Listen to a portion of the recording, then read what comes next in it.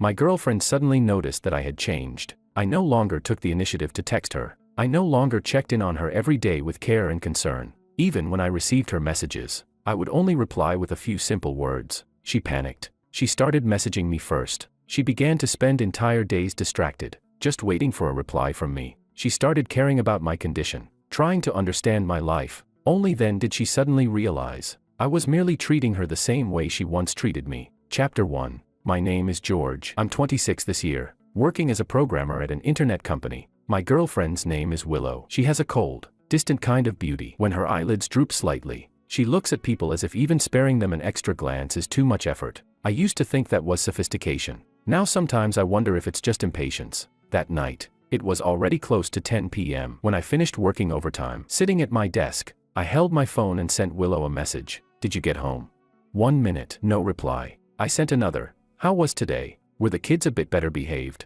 Willow works as an English teacher at a training center, dealing with a bunch of unruly kids every day. I get that she's tired. I really do. The screen stayed silent. Beneath the chat box, there was only a faint gray line, typing, flickering on and off, like it was deliberately keeping me hanging. 5 minutes later, my phone buzzed. Busy. Just that one word. I stared at it for 2 seconds. Then I deleted the half-typed, get some rest early, along with that small, lingering urge to care. I flipped my phone face down on the desk, nudged my mouse aside, and clicked on the game icon. The moment I put on my headphones, the world finally turned into something familiar. The login screen popped up, and my friends list lit up in a chain of notifications. George, you in? We need a jungler. The voice message was from David, my college classmate and now coworker. He sounded as excited as if he'd just gotten his annual bonus. I pressed the voice key. Cue me. Invite. As soon as the team formed, David started yelling, "Stay sharp today. All right, don't let them bulldoze from your jungle straight to the base again."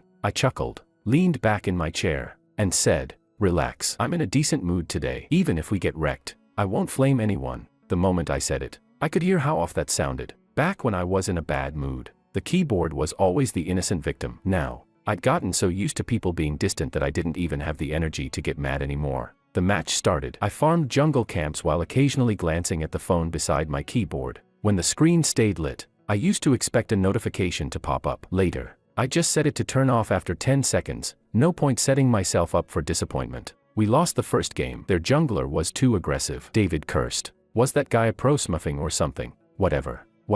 Next game. Right before the second match started, my phone buzzed. I thought it was a system message and tapped it open quickly. It was Willow. "Don't stay up too late," followed by a cold, generic smiling emoji. Not the kind with hearts or layered with cute little bunnies and cherry blossoms. The emojis Willow sent always felt like she was politely completing some kind of social obligation. I looked at the message and curled my lips slightly. "Okay," I replied with a single word, then casually sent a sleepy yawning emoji. No response after that. The chat went quiet, like the message had been thrown into the deep sea. David shouted, "What are you spacing out for? Incoming, river."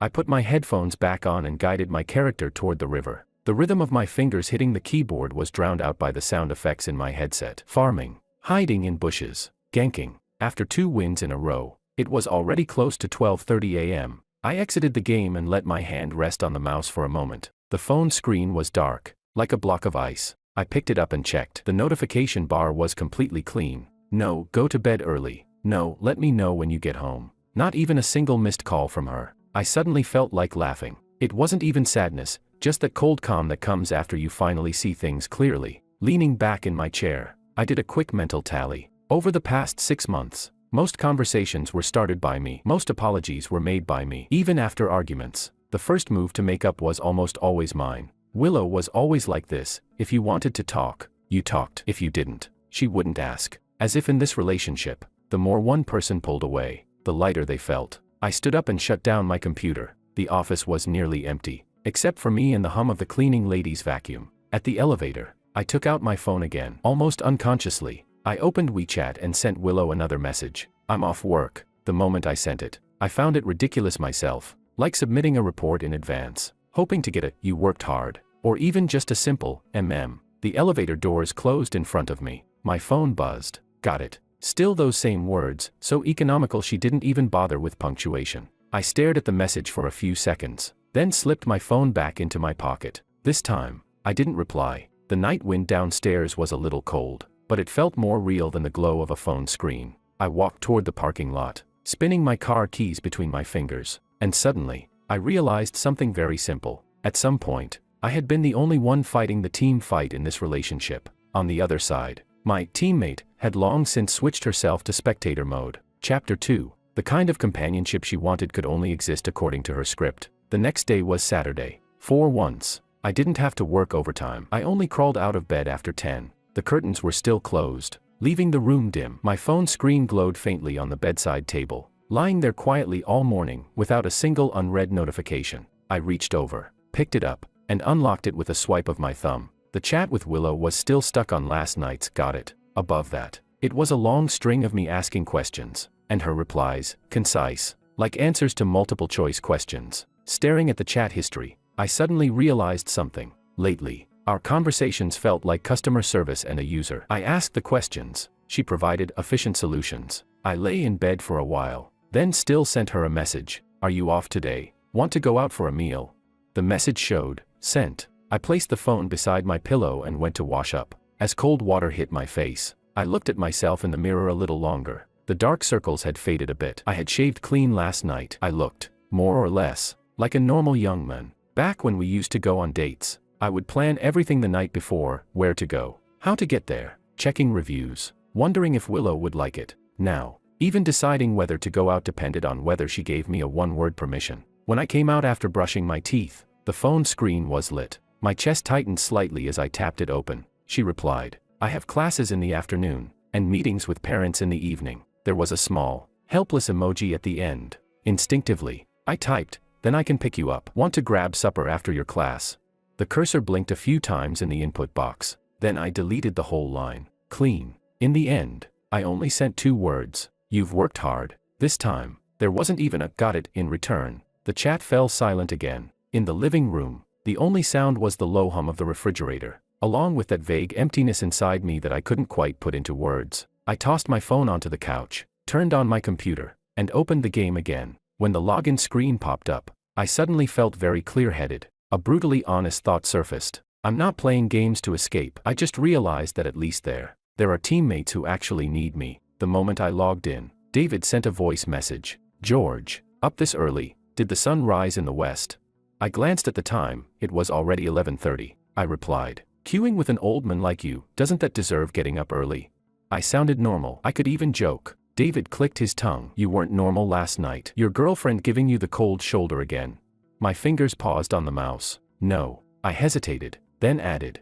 She's just busy. She's always busy. David didn't hold back. You ever notice, if you don't text her first, you two could go a whole week without saying a word? I stayed silent for a few seconds. The game's loading bar crawled slowly across the screen. That's still a kind of relationship, I said. A weak excuse. Even to my own ears. David let out a cold laugh. That's called a single-player game. The sound of his keyboard clattering through the mic was like background percussion for my self-deception. I didn't respond. The match was found, and we entered the game. By the 3rd round, a stranger added me as a friend. Your jungle was amazing. Appa, want to duo regularly?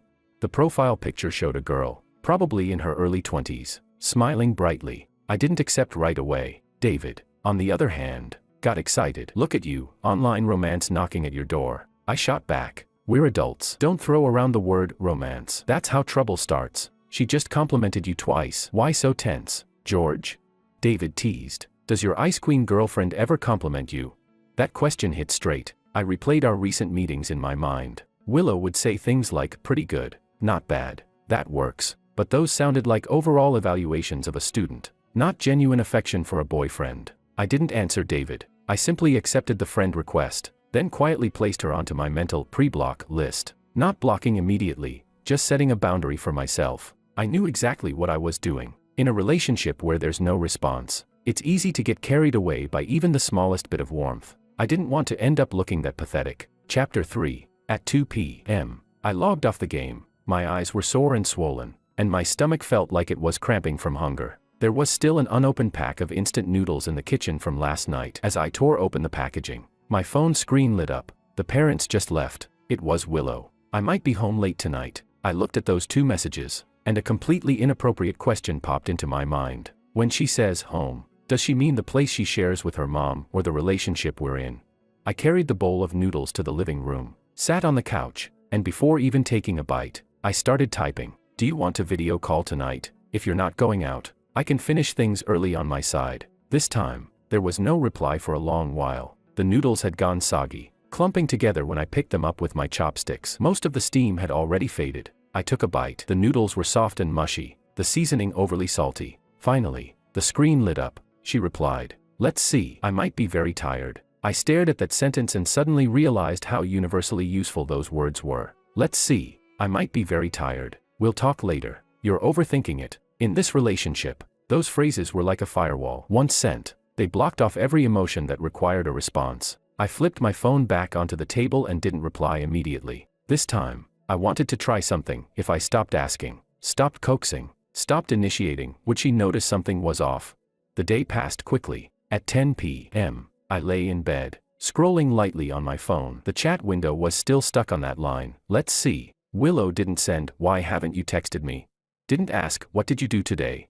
Not a single question. I suddenly found it a little ridiculous. I picked up my phone, exited the chat, and opened the contact name, Willow. The string of heart emojis after her name, I had added them casually more than a year ago when we first got together. I moved the cursor there and deleted them. Only the clean, bare name remained. At that moment, I realized something very clearly. I didn't suddenly become distant. I was just pulling myself back to a normal place. What was truly abnormal was how, before this, I had been so low in the relationship that I treated all her impatience and busyness as part of love. For the first time, I admitted it seriously. I get tired too. Monday morning, when the alarm went off, my phone screen was completely clean. No messages. I stared at the ceiling for over 10 seconds and made what felt like a pretty big decision for myself. Today, I wouldn't reach out to Willow first. Not out of spite, more like a small experiment. To see, if I didn't say, "Good morning," didn't ask, "What are you doing?" would this relationship end up like a teammate who goes AFK in a game,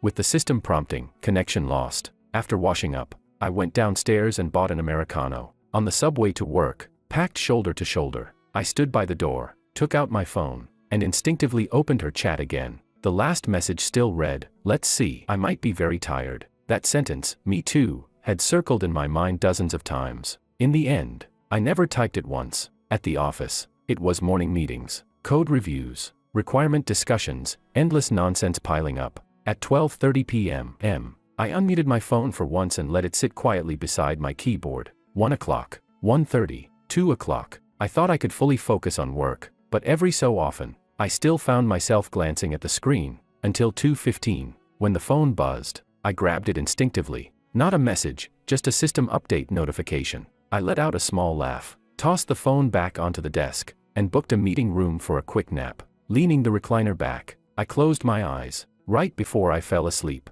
I suddenly realized something. I'm actually busier than her now. But all this time, the one acting like a 24/7 on-call customer service rep has been me. Around 3 p.m., a front-end colleague came over to sync on an API. I lifted my head from a mess of chaotic logs. My phone screen was dark. When I picked it up, I was a little surprised to see an unread message. It said, "Why haven't you been talking today?" Sender, Willow. Chapter 4. The message had been sent 10 minutes ago. I stared at that line for a long time. A strange feeling hit me. Not touched, more like surprise. "So, you do notice," I replied with one word, "working." On the other end, typing, appeared almost immediately. She replied, "You used to say a few things even when you were at work." The sentence looked plain, but in her usual cold tone, it was already a very direct complaint. I thought for a few seconds, then I typed, line by line, "I've been thinking about whether I should give you more space. It feels like I've always been the one reaching out." The cursor blinked twice. I added another line, "I get tired too." This time, I didn't delete it. I sent it. She went silent for nearly half an hour. In that half hour, I fixed the same bug 3 times. While mentally drafting possible replies for her, I imagined things like, "Aren't you being a bit harsh? Why are you so sensitive all of a sudden? Are you overthinking again?" Instead, when the phone finally buzzed, there was only one line, "Let's meet tonight and talk." Below it was a location pin, the Japanese restaurant near the mall she often went to. Then another message, "I've made a reservation." I looked at those words and suddenly felt like laughing. That's just how Willow is. Talking about feelings is difficult for her, but once she decides to face it, she handles it like making a plan. Even discussing a relationship feels like scheduling a lesson. On my way home after work, I deliberately stopped by to change into a clean shirt. In the elevator mirror, I looked presentable. Just that hint of fatigue in my eyes, it couldn't be hidden. When I arrived at the restaurant, Willow was already seated inside. Her hair was tied in a low ponytail. She wore a light gray knit sweater, sleeves rolled up slightly. A workbook lay open beside her, with a red pen tucked in the middle. When she saw me, she looked up and glanced at her watch. "You're on time," she said. Her tone was flat, unreadable. I pulled out a chair and sat down, placing my coat beside me. "You booked for 6:30, right? It's 6:28 now," I said. 2 minutes early. The corner of her lips moved slightly, a rare attempt at a joke. The waiter came to take our order. Before, I would always ask her, "Do you want this? Didn't you like that one last time?" Today, I just picked up the menu, ordered 3 dishes I wanted, and handed the rest to her. "You can choose the rest," I said. After ordering, the table fell silent. At the next table, a couple was quietly discussing where to go over the weekend. Another table of co-workers was talking about their boss. Our table felt like a muted window. Finally, Willow spoke first. "Were you serious about what you said earlier?" She didn't beat around the bush. I knew she meant, "I get tired too." I nodded. "I was." She asked, "Do you think I make you tired?" Willow picked up her glass of water, her fingers resting lightly against the glass, her movements unhurried. "I don't argue with you often. I don't throw tantrums," she said. Her gaze stayed on the table. "I'm just not very good at chatting." "Chatting isn't the point," I said. I looked at her. "The point is, in this relationship, I always feel like I'm trying to keep a silent chat room alive." Willow frowned slightly. "So you want me to talk more?" "It's not about sending more emojis," I said. I paused, trying to make myself clear. "Willow, I respect that you're tired, busy, or don't feel like talking, but I hope there are moments when you reach out to me too. Not just me asking how your day was and you replying, 'It's fine,' but you actually want to share something with me." As I said that, I realized my voice had gone a little hoarse. Maybe the air conditioning was too strong. Willow listened quietly. After I finished, her finger traced slowly around the rim of her glass. "I thought you didn't care about these things," she said softly. "Every time you said, 'It's fine, I understand,' I thought, that's just who you are." I smiled faintly. "That's because I wasn't being honest before. I was afraid saying it out loud would make me seem needy. But now I realize, not saying it is even worse." I looked at her. "I'm just a normal person. I also need to hear, 'You've worked hard.' I also need to feel like someone's thinking about me. I'm not a book you can just set aside whenever you're done with work." The words came out more direct than I expected, but this time, I didn't take them back. Silence settled over the table. Chapter 5. When the waiter brought over the sushi and udon, the tension in the air shifted slightly. "Let's eat first," Willow said. We lowered our heads and took a few bites. The soy sauce was a bit too strong, the wasabi sharp enough to sting. As I bit into the sushi, a small detail suddenly came to mind. She had once said she liked the salmon here. I had gone out of my way to compare several places, check reviews, and finally chose this one. Back then, she had only said lightly, "It's pretty fresh." That one sentence, I had replayed it in my mind for half a year. Halfway through the meal, Willow put down her chopsticks. "I'm really not someone who's good at expressing myself," she said. She looked at me, no longer avoiding my gaze. Growing up with my mom, I had to process all my emotions on my own. She believed that if you did well on a test, that was expected. If you did poorly, you should reflect on yourself. So later, in relationships, I never really learned how to compliment someone or affirm them. She paused, then added, "My exes all said I was like a block of ice." When she said exes, I didn't dwell on it. Adults have pasts. I wasn't unprepared. She spoke softly, "But you know what? You're the first person who said, 'I get tired too,' not because I'm too calm, but because I'm not warm enough. Everyone else just thought I was an easy, low-maintenance girlfriend. You're the first one who feels like the way I treat you isn't fair." She looked at me, and for the first time, there was a hint of careful consideration in her eyes. I asked, "What about you? What does fairness look like to you?" She said, "Fairness is." She thought for a moment. "You don't have to tell me every detail of your day. You don't have to report when you get home or what you ate. You can have your own world. But when something happens, you think of me first." She looked up at me. "For me, that's enough." I smiled faintly. "Then do you know what fairness looks like to me?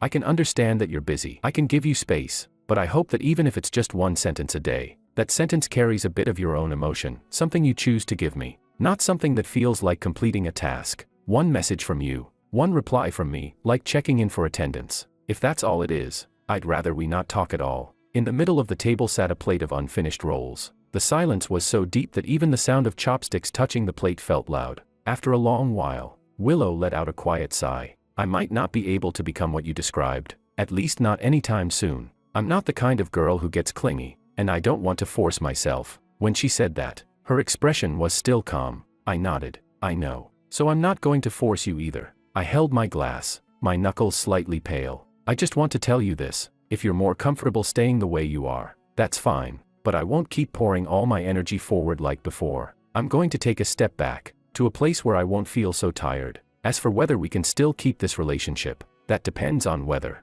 after we both step back, we can still see each other." After saying all that, I suddenly felt lighter. Not the kind of relief that comes from solving a problem, more like finally letting out a breath I had been holding for a long time. Willow looked at me quietly. After a while, she said softly, "Okay, then, let's try it this way for now." On the way back, I didn't walk her downstairs or linger like I used to. We parted at the subway entrance. I instinctively wanted to say, "Text me when you get home." The words reached my lips, but I swallowed them back down. As the subway doors closed, I saw through the glass that Willow lowered her head and lit up her phone. I didn't know who she was texting, and I didn't know whether the invisible thread between us had been loosened or pulled tighter, closer to snapping, but I knew one thing. George finally did something for once, for himself. As a responsible player, he no longer wandered the whole map alone, pinging signals for a teammate who wasn't even online. Chapter 6. I stopped replying instantly, and finally, she couldn't sit still anymore. Over the next week, the frequency of my chats with Willow visibly dropped. It wasn't the kind of sudden disappearance, more like going from constant notifications to essential updates only. I no longer sent a fixed "good morning" every day. I stopped asking, "Have you eaten?" at noon. Occasionally, I would send a message or two, like an interesting news article I came across, or a photo when I passed by that cake shop she liked. But if Willow only replied with something like "oh" or "not bad," I didn't follow up anymore. The messages just sat quietly in the chat box, like announcements posted in a work group that no one responds to. After work, I still played games. The difference was, on Willow's side, I no longer treated whether I was online as something that needed to be reported. That night, David and I queued up together. Just as the third match started, a WeChat notification popped up in the top right corner. "Willow, what are you doing?" Time, 9:05 p.m. I was farming my second round of jungle camps in the river. My fingers didn't move to open the message immediately. "George, don't zone out, you're gonna lose the crab," David shouted through voice chat. I laughed. "Got it." A quick combo. I secured the river crab, then rotated mid and pulled off a clean gank. For the entire match, I didn't open WeChat. Not because I was deliberately ignoring her, just one simple thought. I'm doing something that requires focus, and this thing isn't her. More than 20 minutes later, we won. Only when the results screen appeared did I unlock my phone. There was another message. "Willow, question mark question mark question mark." Time, 9:17 p.m. I glanced at it. My fingers paused briefly on the screen. Then I opened the chat and replied honestly. "Just finished a ranked match." "You?" She stayed silent for a few minutes, then replied, "Preparing lessons." 2 minutes later, another message came. "You used to reply to me even when you were gaming." That sentence felt like a delayed arrow, slow, but it hit deep. Leaning back in my chair, I couldn't help but smile at myself. Before, the moment I saw her message, even in the middle of a team fight, I would instinctively reply, even if my teammates flamed me for going AFK. But now, for the first time, I seriously thought about it. In a relationship, why is it always me who has to split my attention? I typed. That match was busy, so I didn't check my phone. This might happen more often in the future. I don't want to be doing something else while also staying ready to reply instantly. It's exhausting. After sending that, I placed my phone face down on the desk. David called out, "You're playing well today. Come on, one more game." "I'll take a break," I said. Rubbing my eyes, I added, "Find someone else." As I got up to pour some water, my phone buzzed again. "Willow, you've been saying you're tired a lot lately." Another message followed. "You used to always say you understood me." Her replies came quickly, as if these words had been building up inside her for a long time, just waiting for someone to lift the lid. I leaned against the water dispenser, looking at the screen. The office was quiet, except for the hum of the air conditioner and the occasional click from the printer. I typed slowly, "I do understand you, but I also need to learn to understand myself. Before, I only focused on your feelings. Now, I'm starting to pay attention to my own state too. I thought for a moment, then added, "This isn't me suddenly changing. I'm just finally saying things I never said before." She went silent for a long time, so long that I went back to my desk, sat down, opened my IDE, and fixed another line of error code. Then my phone buzzed. She replied, Are you trying to imply that I'm selfish? I stared at that sentence for a few seconds, then typed, I'm not implying anything. I'm stating clearly that I don't want to be that self-sacrificing anymore. Whether you want to adjust is your choice. I'm not responsible for asking you to change. I'm only responsible for deciding whether I want to keep going like this. Chapter 7. When I sent that message, I was very calm. No trembling, no instant regret. I had a rare, concrete feeling. I'm resigning from a position where I've been working overtime indefinitely. This time, she replied quickly, "You talking kind of strangely today. Did someone say something to you?" I didn't know if it was instinct. When the status quo gets challenged, people don't first think, is there something wrong with me? They think, did someone teach you to act like this? Leaning back in my chair, I replied, no one. I just figured something out while playing a game. If a teammate goes AFK, I'll ping once or twice. If I ping too many times and they ignore me, I look for another way to win. If I keep guarding an AFK teammate, I'll lose badly. Silence on her end. This time, it lasted a full hour, until I got off work. As I was heading out, just as the elevator doors were about to close, my phone buzzed. She sent, "So now you're comparing me to an AFK teammate. That's quite fitting," followed by a cold, sarcastic smiley. I was alone in the elevator. My reflection in the mirror looked complicated. I didn't rush to explain. I replied, "I'm talking about my own state. I'm reminding myself not to charge in alone all the time. If you want to log in, that's great. If you don't, I won't stand there waiting anymore. That's all. This time, she didn't reply. The phone screen stayed quiet, lighting up and dimming again, while the subway signal flickered on and off. After getting home, I logged in as usual. David was already waiting in the lobby. "George, you're free tonight. Your Ice Queen girlfriend gave you a day off." "Something like that," I said, putting on my headset. "She's starting to think I'm acting strange." "Strange how?" I said. "She thinks I've become someone who knows how to say no." As I spoke, I opened my friends list. That female player who had added me earlier was still there. Same profile picture, the girl with the bright smile. She had sent me a message in the afternoon. "On lunch break, want to queue a couple games?" I hadn't replied. Now, next to that message, there was a small question mark. I thought for a moment, then opened the chat and typed, "Sorry, I've been pretty busy lately. Probably won't be able to queue with you often." She replied almost immediately with a thumbs up. "Got it. Do your thing. Games are for fun, don't turn them into a burden." I looked at those lines and suddenly felt a bit ironic. Even a stranger knew to say, "Don't make it a burden." Yet in real life, I had grown used to trapping myself in all kinds of invisible obligations. I didn't continue the conversation. I tapped on her profile and moved her into a group. Not blocked, just placed into a folder labeled strangers. After a few matches, it was already past 11. I came out of the shower and casually picked up my phone. There was a new unread message. "Willow, are you still playing games tonight?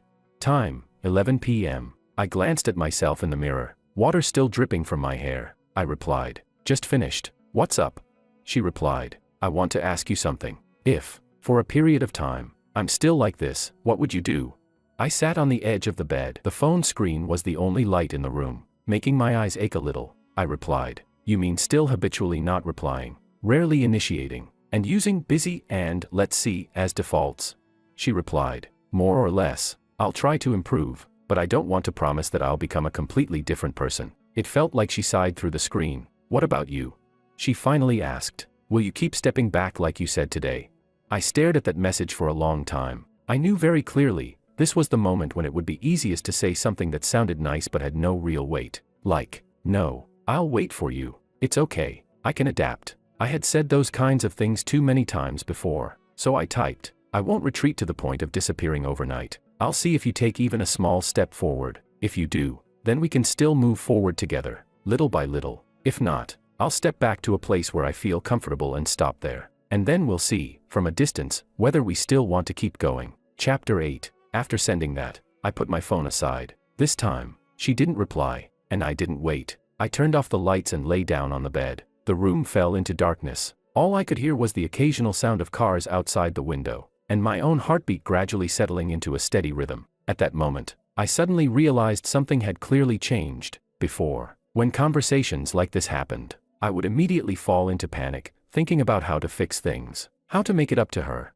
Now, for the first time, I fell asleep peacefully. No dreams of arguments, no dreams of breaking up. I only dreamed that I was standing in front of a new matchmaking screen, my finger hovering over the Start Game button. No one beside me urging me on. No one marked as offline. I could take my time, think it through, and press it only when I was ready. Now it was her turn to feel uneasy. Turns out, I wasn't always there waiting for her. Friday night. I got off work on time for once. The streetlights outside the company had just turned on, and there was that relaxed, end-of-work atmosphere in the air. I didn't go home. Instead, I grabbed a sandwich from the convenience store downstairs and headed to the 24-hour cafe nearby with my laptop. A corner seat with a power outlet. Air conditioning at just the right temperature. It was the perfect in-between spot. I opened my laptop and logged into the game. The moment I put on my headphones and started typing, my mental state felt sharper than it had all afternoon in meetings. David sent a voice message. George God, you grinding tonight? Season's about to end.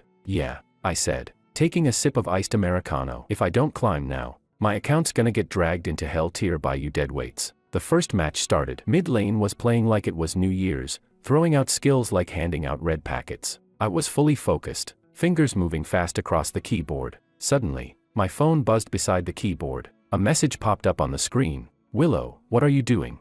Time, 9 p.m. That kind of question used to appear several times a day. Over the past week, she had rarely initiated like this. I glanced at it out of the corner of my eye. The team fight was at a critical moment. If I picked up my phone now, my teammates would probably report me for AFK on the spot. I clenched my jaw and flipped the phone face down. George, give me some CC, David shouted. What are you doing? Coming. I executed a full combo, barely turning the fight around. Only when the victory screen flashed did I reach for my phone. There was another message. Are you there? Time, 9:02 p.m. I opened the chat and typed, yeah, just finished a match. What's up on your end? After typing it, I paused, then deleted the second half, changed it to, yeah, just finished a match. Less than 10 seconds later, she replied, oh.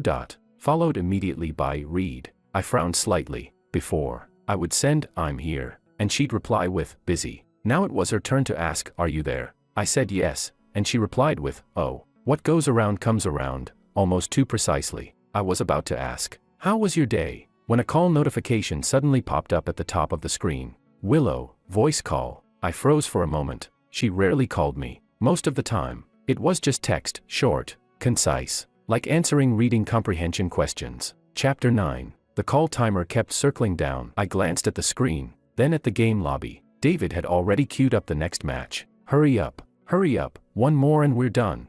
I answered the call, taking one side of my headset off. Hey, it was noisy on her end, faint sounds of kids crying, parents talking in the background. You're playing games? Willow's voice sounded a little cold, deliberately lowered. I glanced at the screen. I didn't want to lie. Yeah, about to start the second match. There was a brief pause. Then go ahead and play. I was going to tell you about today. Her voice carried a slight rasp, but it's fine now. Before I could respond, she hung up. The beep of the disconnected call rang sharply in my ear. I stared at the ended call screen for a couple of seconds. David shouted through voice chat. George, get ready. Where are you? I took a breath and put my phone aside. I'm here. After this one, I'm done. The second match went terribly. My hands felt clumsy. I missed several skills. The enemy snowballed hard and pushed to our base in 10 minutes. David cursed. What's wrong with you today? Didn't you just say you were in good form? I just took a call, I said. I closed the game and shut my laptop. My voice sounded a bit hoarse. My form went offline. On the way home, shops along the street were closing one by one, their lights going dark. My phone stayed silent, too silent. As I walked upstairs, the motion sensor lights in the hallway flicked on, harsh and bright. I entered my apartment, tossed my keys into the basket by the door, and was halfway through changing my shoes when my phone buzzed. Willow, are you done? Time, exactly 11 p.m. I'm home, I replied. Soon after, she sent a voice message. Do you have time? I just left the parents' meeting. I'm not in a great mood. Can we talk now?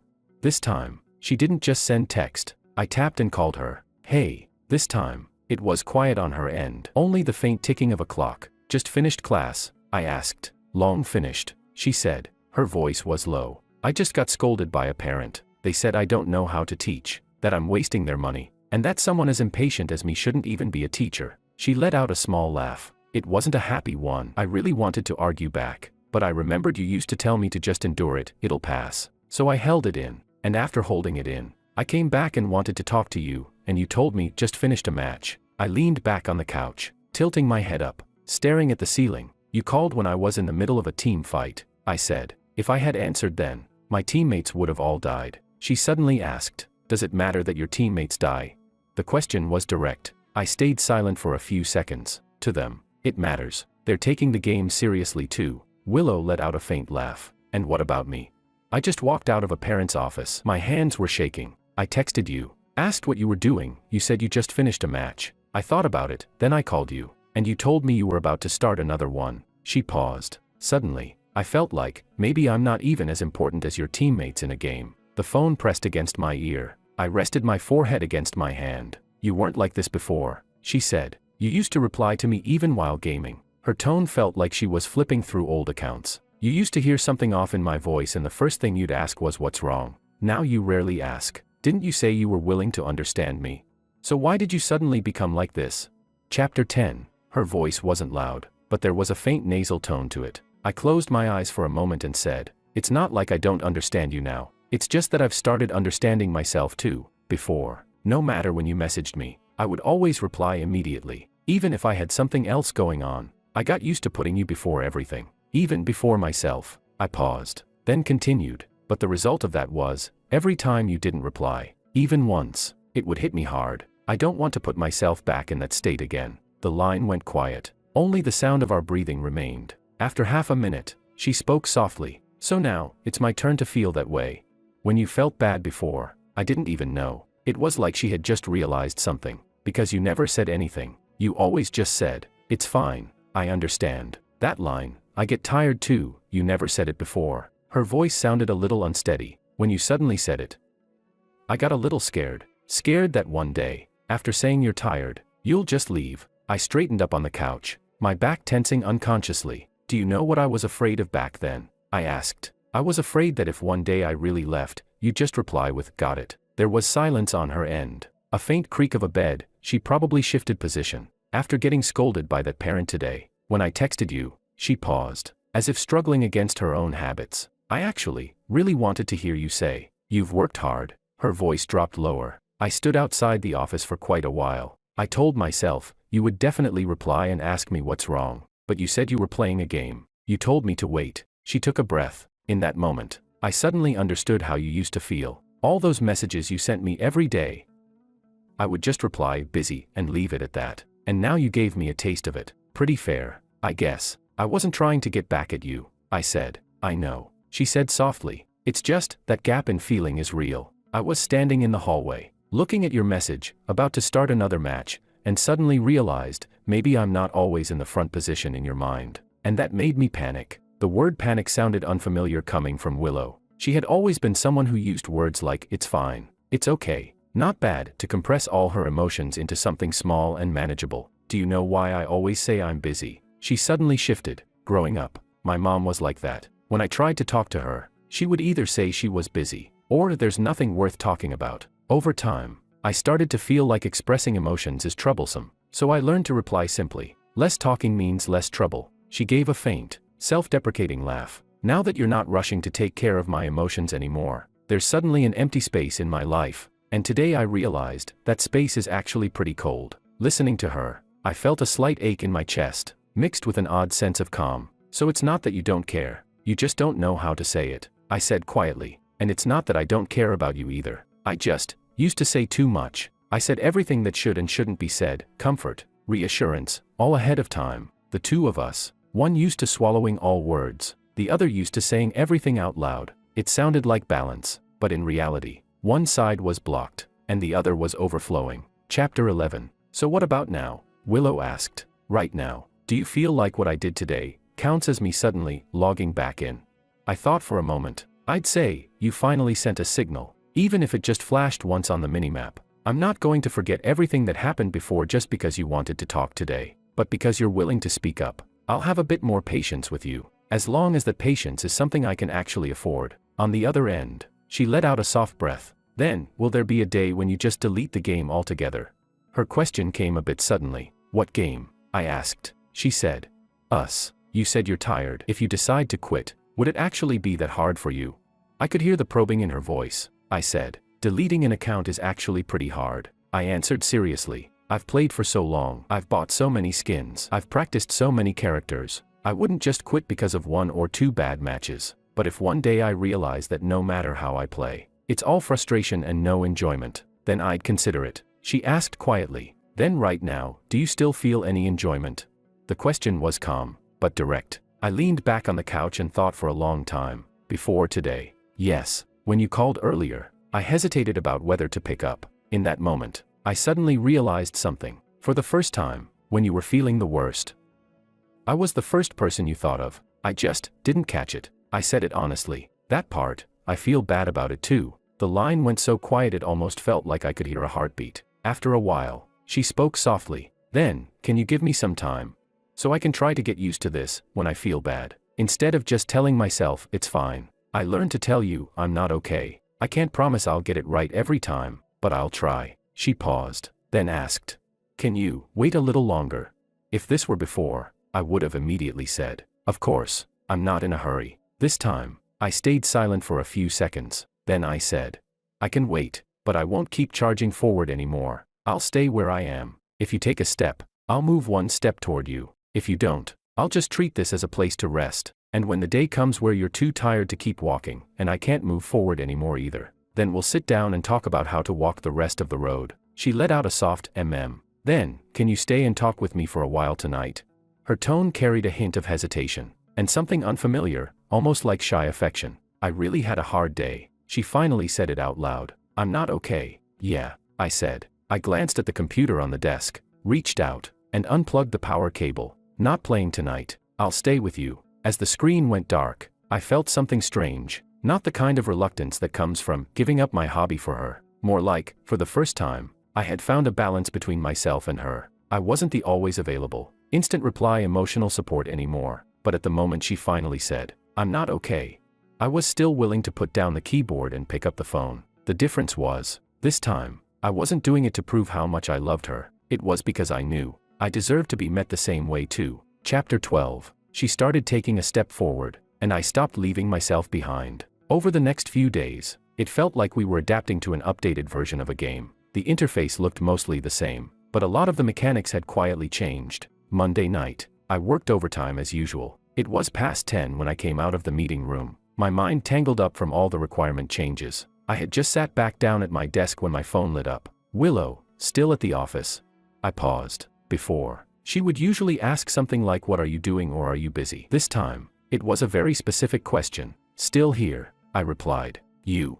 Typing appeared almost immediately. Just got home. That parent came to talk to me again today, but it wasn't as harsh as last time. She added a small relieved emoji. I stared at those words, feeling something subtle shift inside me. She actually brought up her emotions on her own, and even added an emoji. I asked, how are you feeling now?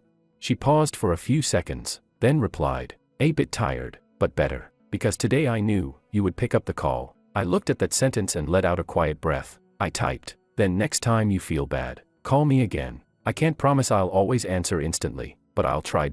And if I can't, I'll let you know. She replied with a simple okay. Just one word, but it didn't feel cold anymore. That night, I didn't play games. My computer was still on, with unfinished code sitting in the IDE. But I placed my phone beside the keyboard and talked to her for a full hour. We talked about her students, about that coworker of hers who complained every day but never quit, about small moments from her childhood when her mother ignored her. Several times, I almost said, it's okay, you're already doing great, but I swallowed those words. Instead, I said, that sounds really hard. You must have really wanted someone on your side back then. There was a brief pause on her end. Then she replied, yeah, now I have someone. At that moment, I suddenly felt like all those times I said I was tired weren't for nothing. But a new update doesn't mean all the bugs disappear. Wednesday night, after working late, I got home. As soon as I walked in, I received a message. Willow, I'm a bit tired today, so I won't chat tonight. Good night. I looked at those 2 lines, and my chest tightened instinctively. Before, when she said she was busy, I would immediately reply, then get some rest early. Now, I stared at the screen for half a minute. I asked myself, do I genuinely want to care for her, or am I just trying to ease my own anxiety? After thinking it through, I simply replied, okay, get some rest early. Good night. That was it. No extra probing. No, what's wrong? After sending the message, I put my phone on the coffee table, opened my computer, and queued up for a couple of matches as usual. That night, my performance was unusually good. Maybe because there was no longer that underlying anxiety of someone might message me at any moment. After my last game, I showered and got into bed. My phone screen was lit. There was an unread message. Willow, why did you agree so quickly today? Sent 15 minutes after her, good night. You used to ask what was wrong. I couldn't help but smile. Didn't you say you were tired? Then I believe you. I believe you can take care of yourself, and I believe if you can't, you'll come to me. She was silent for a long time. So long I thought she had fallen asleep. Then she replied, what if sometimes I still want to hide and deal with things on my own? Will you think I've gone AFK again? I looked at that for a while, then replied, no. As long as it's not forever. As long as sometimes you log in and tell me I'm not okay. That's enough for me. I'll have times when I want to be alone too. In the future, if you ask what I'm doing, I might say I'm playing games, and I won't add, I'll stop right away. That doesn't mean you're not important. It just means I have other things to take care of too. A few minutes later, she sent a facepalm emoji. Then she said, the way you talk now is kind of scary. I paused. What's scary about it? She said. Very honest. I used to think someone as mild and soft-spoken as you wouldn't tell me this many truths. Now everything you say doesn't sound like you're trying to sweet-talk me. Instead, it leaves me not quite knowing how to respond. I stared at the words mild and soft-spoken, and couldn't help but laugh. Chapter 13, I said. Then take your time to learn. I used to learn how to take care of your feelings. Now it's your turn to learn how to hear my honesty. That night, we talked until almost 1 a.m. Not sweet or overly affectionate, but real. In a slightly awkward, unfamiliar way. The next day, I was called into my manager's office. The new version had issues. The system crashed for a short period after going live. My manager slammed the desk. How did this pass testing? Who signed off before release?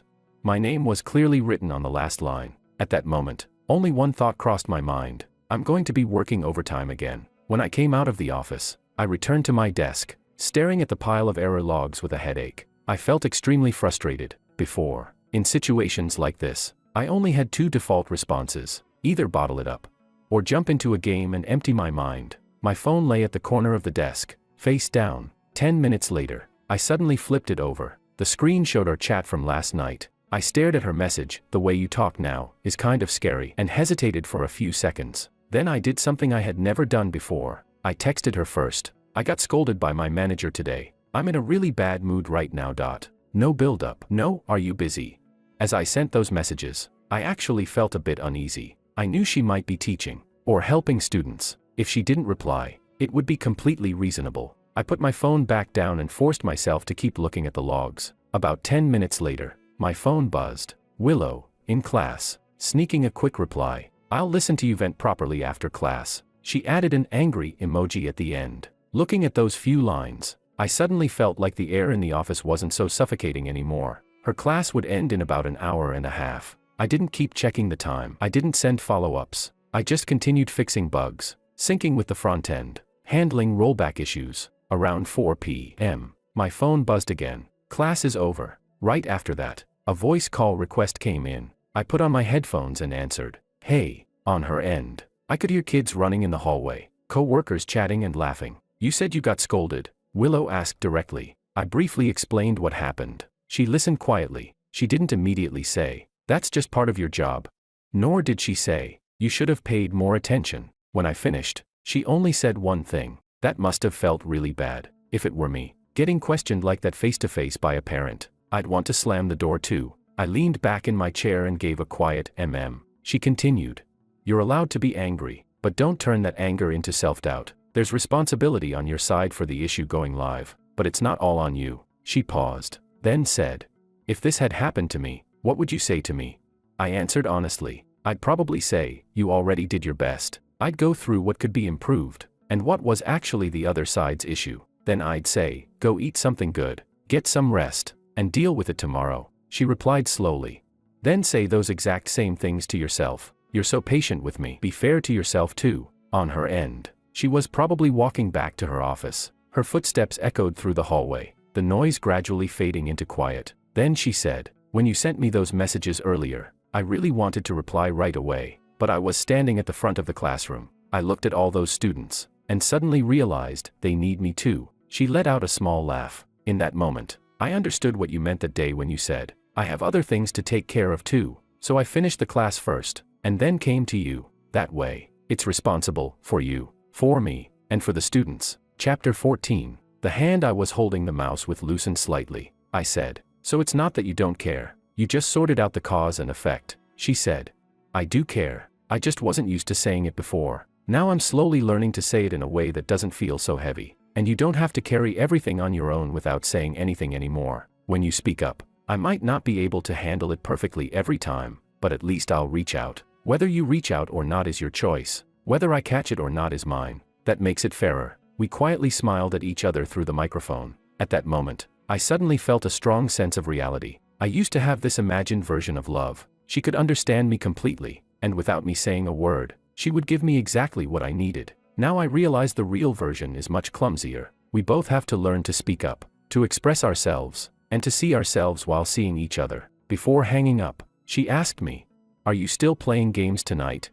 I thought for a moment and replied, "Probably for a bit, but not like before, as an escape. Today, a game is just a game. If you want to talk, just text me. If I can pause, I will. If I can't, I'll let you know. If you're tired too, just go to sleep. No one has to bend themselves out of shape for the other." She softly hummed in acknowledgement and said, "Then later, remember to tell me if you're feeling a little better today. I want to know." She added that last sentence. After hanging up, I stared at my phone screen in a daze for a while. It turns out that the kind of care I've always wanted doesn't have to come in the form of instant replies or always being available on demand. It can also look like this. I'm dealing with work, and she's teaching her class. We both have our own battlefields. But at some point, she'll remember that I got scolded today, and she'll want to know if I'm feeling a little better later. And me, I'm finally willing, when I feel bad, to send out that first signal, not to move anyone, just so I won't keep leaving myself behind. Chapter 15. For the first time, she stepped into the world where I grind monsters and asked if I could still fit her into my future. That weekend, David suddenly dropped a message in the group chat. "Guys, there's an offline match this Sunday. Prizes aren't much, but there's free drinks and pizza. Anyone coming?" He attached a screenshot of a net cafe poster. It looked tacky in a kind of nostalgic way. I was about to reply pass. My finger hovered over the screen, circling for a moment, and in the end I still typed, "I'm in." David replied instantly with a voice message. "Oh, George God finally coming out of retirement. Bring your girlfriend to watch, she can cheer for you." I shot back. "She's never had a good opinion of me playing games. Then all the more reason to bring her." David always spoke faster than he thought. He added, "Otherwise in her mind you'll always be that immature guy who has no time and only plays games." That stung a little. After ending the voice chat, I stared at my chat window with Willow for a full 5 minutes, hesitating. In the end, I still typed, "There's a small offline match on Sunday. I'll be playing a couple of rounds. Do you want to come watch?" After sending it, I flipped my phone face down on the table. I told myself, if she comes and sees me gaming, she might get even more annoyed. If she doesn't come, at least I know I invited her. A few minutes later, my phone buzzed. "Where is it?" I froze for 2 seconds, then replied, "The Net Cafe at Xinghua Plaza. Starts at 2 p.m. I'll wait for you at the MRT entrance at 12:30. Want to grab lunch together first?" She didn't reply right away. I thought that was the end of it. Until close to 10 p.m. My phone lit up. "Okay," just one word. Looking at that "okay," I actually felt a bit nervous. At noon on Sunday, I arrived at the MRT entrance early. The autumn wind carried a slight chill. I zipped my jacket all the way up, rehearsing in my head. If she frowns and says the Net Cafe is too noisy, I'll say we can leave soon. If she stays cold and quiet, I'll just tell some random work stories. But at 12:25, when that familiar figure appeared in the crowd, all my prepared lines collapsed. Willow had her hair in a low ponytail, wearing a light blue hoodie with a beige trench coat over it. Completely different from her usual professional outfit for teaching, she looked a few years younger. "You're early," I said. She walked over carrying a canvas tote. The corner of some exercise books peeked out. "I was grading papers on the train," she said, giving the bag a small shake. "Didn't want to be late." I checked the time, 5 minutes earlier than planned. "Come on, let's eat first." I took her to a casual restaurant on the 3rd floor of the mall. While ordering, I asked, "Beef or chicken?" "Chicken." She looked down at the menu. Then she asked, "Will there be a lot of people at the match later?" "Probably 10 to 20 teams," I said. Then I added, "Basically a bunch of half-burnt-out office workers trying to prove they still have some skills left on the weekend." She laughed lightly. "You've gotten more savage with your words. Trained by life," I said. During the meal, our conversation was ordinary. Students, overtime at work, how we each recovered after getting scolded that day. The only thing not ordinary was that she spoke more than before. She would bring up her own feelings, and even ask, "Did you feel a bit better later that day?" Halfway through the meal, she suddenly looked up at me. "When you're playing later, is there anything I should pay attention to?" I put on a serious face on purpose. "Don't scream above 90 decibels. Don't suddenly yell, 'What are you doing?' when my teammates mess up. And most importantly," I paused, "don't ask survey-style questions while I'm in a team fight. Like, 'Are you going to keep playing games in the future?'" She burst out laughing. "Then when can I ask that?" I took a bite of food. "After the team fight ends, depending on whether we win or lose. If we win, I'll be in a good mood, so my answer will be gentler. If we lose, I might be more honest." After eating, we headed to the net cafe. There was already a crowd gathered outside, banners up, loud music blasting. Willow stood at the edge of the crowd, frowning slightly. It smells strong. Inside, cigarette smoke mixed with coffee, and the lingering scent of people who had been sitting there too long without washing their hair. "If it gets too much, you can go walk around the mall," I said. "I'll text you when I'm done." She glanced at me. "Since I'm here, I'll watch. Maybe I'll finally understand what exactly you've been hiding in here." She said it very directly. I didn't argue. I just smiled. "All right, then watch carefully." When it was our team's turn to sit down, the referee called out, "Back to bronze rank, get ready." Chapter 16. That name was something David came up with on a whim. It sounded unreliable from the start. I sat down at my station. The moment I put on my headset and rested my hands on the keyboard and mouse, everything inside me went quiet. That familiar sense of focus pulled me out of the noisy crowd. "Matchmaking, draft, champion select," David asked. "George, you still playing jungle?"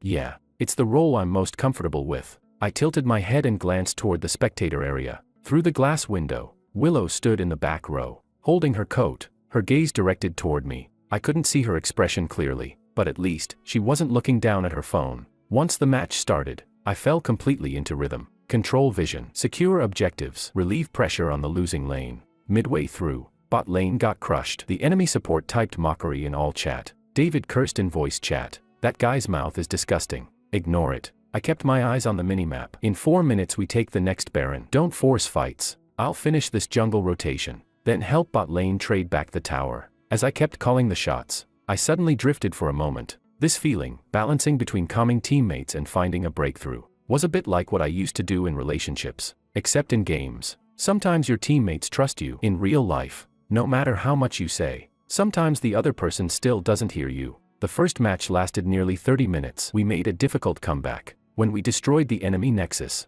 there was even a bit of applause from the side. I took off my headset and instinctively looked toward the spectator area. Willow was looking at me. She didn't clap or cheer like the younger crowd, she just gave me a small nod. There was something in her eyes at that moment. Not quite admiration, but definitely not disdain. We lost the second match. The enemy jungler had too much control of the tempo. I misjudged several times and got counter-ganked. David kept complaining. I didn't say anything. A loss is a loss. When I stood up from my seat, my mind was still stuck in those last few team fights. As I walked out of the player area, the glass door opened, and the noise rushed back in all at once. Willow walked toward me, tired.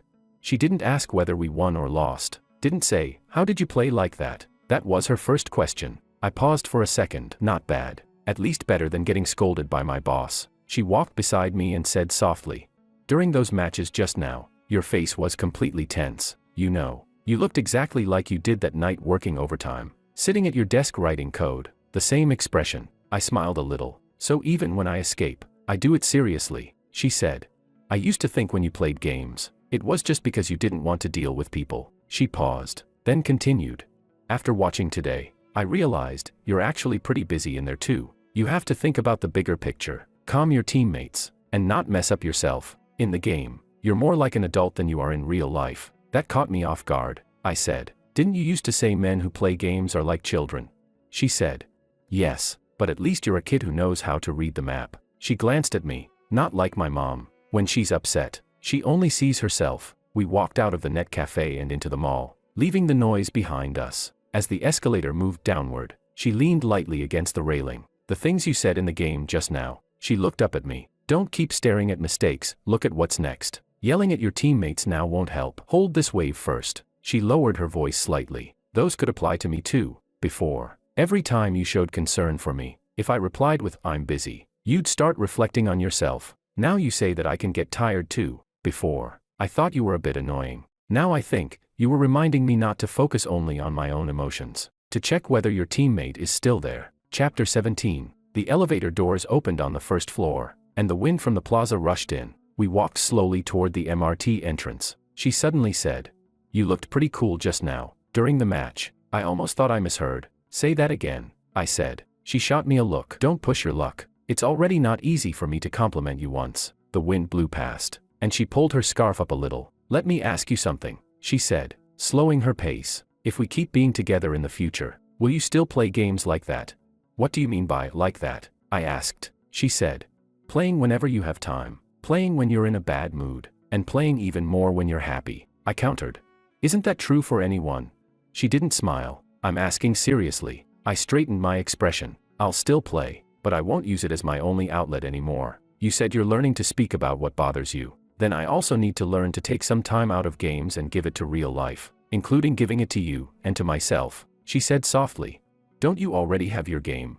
You said at least there. Your teammates need you." I looked at her. That was before. Back then, I felt like no one needed me in real life. Now, at least there's one person who will ask me, "Are you feeling a little better today?" when I've had a rough time. So I'm not in such a rush to go looking for that sense of being needed anymore. She fell silent for a moment. "Then what about me? You said you're making time for real life. Am I part of that reality?"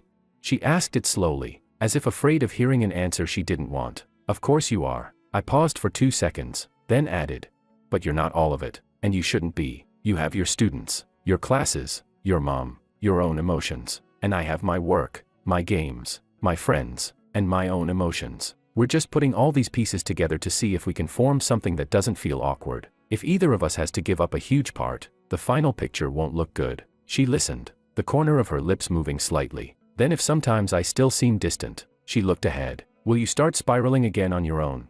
"I will," I said. I was honest, but not endlessly like before. "I'll ask you once first. If you say, 'I don't want to talk right now, but I'll tell you later,' then I'll wait. If you don't say anything, I'll set a limit for myself. Once that time passes, I won't keep chasing after it. I'll shift my attention back to myself, play a couple of games, go for a run, whatever. But I won't keep waiting for you while blaming myself at the same time." We paused at the MRT entrance. She lowered her head and nudged the edge of a floor tile with her shoe. "George," she called my name. "Then what about me? Can I also set a limit for myself? For example, I can tolerate you going online and playing for several hours without replying to messages. Once it goes past that time, I'll allow myself to be upset. I won't keep holding it in and saying I'm fine." I looked at her and almost smiled. "Of course, that's called a two-way boundary. We can adjust it together, like tuning sensitivity in a game." She laughed. "Can you stop making every metaphor about games?" "Occupational hazard." I shrugged. "What can I say? Your boyfriend's a jungler," she suddenly asked.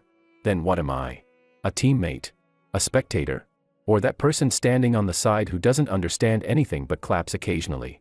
She asked seriously. I thought for a moment, then said, "You're not a teammate, nor are you a spectator. You're the fountain I can refill at when I recall to base." She paused for a second and replied, "So you're treating me like your mana bar?" Chapter 18. I explained. "I see you as a place that, just by thinking of it, gives me a bit of peace. Whether I play well or badly, I come back. Before, coming back meant reporting in, or asking for comfort. In the future, it'll be because I want to come back." She lowered her head and smiled. "Then I'll have to try a little harder. At the very least, I shouldn't make it feel like you've accidentally walked into the enemy fountain every time you come back." As soon as she said that, she laughed first. "You've started using my language," I said, the corner of my mouth lifting slightly. She took a deep breath. "George," she called my name again. "Then would you be willing?" She paused, like she was pushing away those old habits of "it's fine, never mind." Then she said, "Would you be willing to put me into your life plans for the next few years? Not the vague kind, but the kind you actually write down when you sit seriously with a notebook." I looked at her, serious, a little nervous, and suddenly felt that drifting place inside me settle. I said, "I can try to write that, like ranked games. Lock in the hero first, then choose the path. But there's one thing. I don't want to queue for this alone anymore. If you're willing to queue here, then don't keep showing as offline. If you're unsure, you can spectate first, but don't blame me if one day I decide to start a new match." She looked at me quietly. After a moment, she nodded slowly. "Okay, then let's write a draft together first. If it's not good, we'll revise it." She paused, then added, "This time, it's not just you staying up all night revising it alone. It's my turn to pick up the pen too." The wind from the arriving train rushed up from underground. I watched her walk toward the ticket gates. My phone buzzed in my pocket. I took it out. It was a message from her. You worked hard today, not just playing the game, but also showing me your world. I looked up. She was standing by the gate, turning back to look at me. I raised my phone to show her and nodded. At that moment, I knew it clearly. We hadn't gone back to how things used to be. If anything, it felt more like we had finally admitted something. This game was never about one person carrying the other to rank up. It's about two people, each with their own flaws, trying to learn how, on the same map, not to drain themselves, nor each other, until there's not a single bit of mana left. Chapter 19. Life is the ranked match that never ends, and we finally stand on the same side. On the day the new season update dropped, the game icon changed. I opened my computer and stared at the reskin login screen, suddenly feeling a little dazed. My phone lay beside the keyboard. Its screen lit up. Willow had sent, "Coming over for dinner tonight. My mom made that braised pork you praised last time. She said she'll give you another chance, see if this programmer can support her daughter in the future." That last line was obviously her mom's original words, copied over exactly. I looked at the messages and smiled, a little helplessly. I replied, "Does your mom know her daughter can support herself?" She replied, "She does, but she says traditions matter. You still have to put on a performance." Reading that, I didn't feel offended at all. Before, I would have instinctively pushed back in my head, am I getting married or applying for a job? Now I understood something more clearly. I wasn't here to prove how capable I was. I was here to see whether it was worth tying a part of my life to this person and her family. I'll be there in a bit. I'll finish a match first, then head over. After sending that, I put my phone down, put on my headset, and clicked Start Game. David pulled me into a party, saying we should grind during the double XP event. As soon as the team formed, he shouted in voice chat, "George God, heard you're heading into the marriage queue soon. Win this match and I'll give you a big wedding gift." "Don't jinx it," I said. I controlled my character toward lane. "If we lose this one, I'll treat it as a rehearsal for life's unexpected twists." We played seriously, so seriously that I forgot to check my phone. By the time we barely secured the win, I took off my headset and saw several unread messages lighting up my screen. Willow had sent, "Be careful on your way. Don't forget your mask. My mom just asked when you'll arrive." I said it depends, and she gave me a look. She said don't learn from me. I laughed for a while, then replied, "Then tell her he'll recall to base soon. Wait for me. I closed the game, packed up, and headed out. The wind downstairs was strong. I hunched my shoulders as I walked toward the MRT station. Just as I reached the entrance, my phone buzzed. She asked, "Were you playing just now?" Be honest. I just finished a trial class. My head was a mess, and suddenly I really wanted to hear the sound of your keyboard. Then I thought you might be in a match, so I held back from calling. The word held back, coming from her, felt a bit ironic. She used to hold back all her emotions. Now she would tell me exactly what she had just held back. I replied, "Yeah, I was playing, but I logged off right after. No overtime tonight, saving it for your mom's inspection." After that, I added, "If you want to call in the future, just call. Whether I pick up is my decision. Don't decide for me." The train was crowded. My phone felt warm in my hand from the heat. A few minutes later, she replied, "Okay, then when you're in a really bad mood, remember to send me a message first, 'I'm not feeling well,' before you go play. Otherwise, it's easy for me to think you only need ranked games, not me." I rubbed my forehead, realizing this jungler of mine could no longer pretend to be a solo player. By the time I arrived at her place, the living room was already filled with the smell of food. Willow's mother came out of the kitchen wearing an apron and glanced at me. "You're here?" Her tone was as blunt as ever. "Sit. Eat first. I'll question you after." "Hello, Auntie." I obediently sat down at the table. Willow sat across from me and placed a piece of braised pork into my bowl. "Try it. It simmered for a long time today." Her mom snorted. "When she cooks for herself, she never takes this long." Willow lowered her head and smiled. "Well, it depends on the person. If someone's willing to eat it, then it's worth simmering longer." It sounded casual, but something in my chest tightened sharply. I knew she wasn't just talking about the dish. The questions at the dinner table felt a bit like a formal process. "What's your current salary? Where do you plan to settle down? Any plans to buy a house? Do you want kids in the future?" Chapter 20. I answered each question one by one. I didn't try to flatter her, nor did I act like "your daughter is worth me sacrificing everything." I simply laid out my current situation and future plans, calmly and piece by piece. I won't throw all my savings into buying a house at once, and I won't switch to a job with more overtime just to make quick money for marriage. I'll go a bit slower, but I'll make sure that when Willow and I live together, we're not surviving every day by exhausting ourselves. I want us to have some breathing room. When I finished that sentence, I saw her mom frown. You young people always talk about breathing room. If you're capable, just earn more money. Who wasn't tired when they were young? I was tired too, I acknowledged that, but I don't want exhaustion to be the only way of living. I have co-workers who drop dead at their desks before they even turn 30. I don't want a day where Willow is standing outside the ICU, telling my mom he worked very hard, while not even knowing whether she's crying from grievance or heartbreak. Willow's chopsticks paused for a moment. I didn't look at her, I just looked at the bowl in front of me. What I want is a kind of life that both of us can carry, not one person bearing everything, while the other stays silently used to it. The room went quiet for a few seconds. The TV host's voice faded into near silence. Finally, her mom let out a sigh. Well, that doesn't sound too bad. At least you understand your current job isn't a guaranteed iron rice bowl. If one day you lose your job, what will you do? I answered seriously. Find the next one. If I can't, I'll take freelance work. If that still doesn't work, I'll apply for delivery or courier jobs. I don't think there's any hierarchy in earning a living. I just remind myself not to let us live in a constant comparison of who's suffering more. Under the table, Willow's hand brushed against mine. Her fingers hooked lightly for a second, then withdrew. That dinner went more smoothly than I expected. Her mom still sounded picky, but her chopsticks never slowed down. After dinner, I helped clean up. As I stood by the sink rinsing dishes, she suddenly walked over beside me. Were you improvising that speech just now? She lowered her voice. It sounded very, you. Half of it was improvised, I said. I smiled. The other half, I've thought about it many times over the years while working overtime. She leaned against the counter, rolling up her sleeves a little. You had these thoughts before too? Yeah, it's just back then. You were busy telling me you understood, and I was busy telling you I was fine. Neither of us had time to explain our own side properly. She didn't say anything. She reached out, took a bowl I had just rinsed, and carefully dried it with a cloth. Then she said softly, "Then let's talk slowly from now on, until you no longer feel like you could be left behind at any moment. Until I no longer feel like sharing what's in my heart is a burden to others." By the time we finished washing up, it was almost 10:30 p.m. Her mom was on the sofa watching a drama, angrily criticizing the male lead. When she saw me come out, she waved her hand. You young people go talk in her room. Don't sit here watching me get mad. After saying that, she added, "Go home early. Don't keep my daughter up too late." Willow nudged me. Let's go. In her room, lesson notes were spread across the desk. A small low table by the bed held a cup of freshly brewed tea. Sit. She pointed to the edge of the bed and pulled a chair for herself. Sitting across from me, "I want to discuss something with you." "So formal," I said, leaning against the wall. "Go on," she said.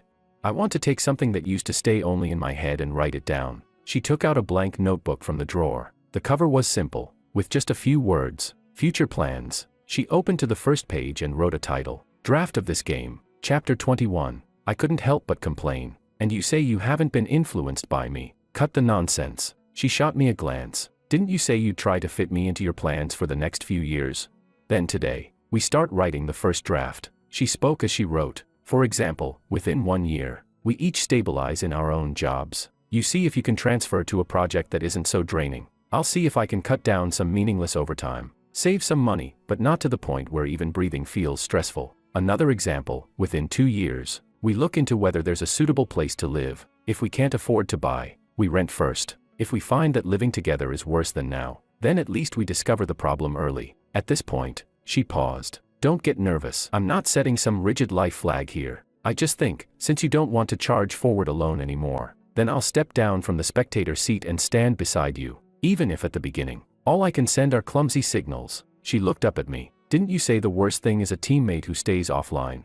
Then I'll try to stay online. Being online doesn't mean I can always cooperate perfectly, but at least you won't be shouting into an empty map anymore." I leaned against the wall, watching her write. Every stroke of her pen was careful, just like when she wrote words on the classroom board. "Then I'll add something too," I said. I reached for the pen. She pushed the notebook toward me. Under what she wrote, I added a few lines. "No matter how this game turns out in the future, we won't use 'I understand' and 'it's fine' as shields to avoid things anymore. Whoever feels bad speaks first, and whoever speaks has the right to be treated properly." After writing, I tossed the pen back onto the table. "Sounds kind of cringy, right?" I said with a self-deprecating smile. "But right now, this kind of cringy feels more real than pretending I understand everything." She stared at those lines for a long time. "You know what?" she suddenly said. "That day when you first said I can get tired too. I went back and read all your past messages. I realized almost every time you said, I understand. It was late at night. When you said, it's fine, it really meant everything was fine on my side. But on your side, things just kept piling up. She pulled out a transparent folder from the bookshelf. Inside were a few printed pages of our chat history. Why did you print that? I asked, surprised. To remind myself. So when I see you start saying, it's fine, out of habit again, I'll know it's actually not fine. Starting today, I want to try a different way. She picked up her pen and wrote a small line in the margin. Default question when something's wrong. How are you feeling right now? Instead of, why are you like this again?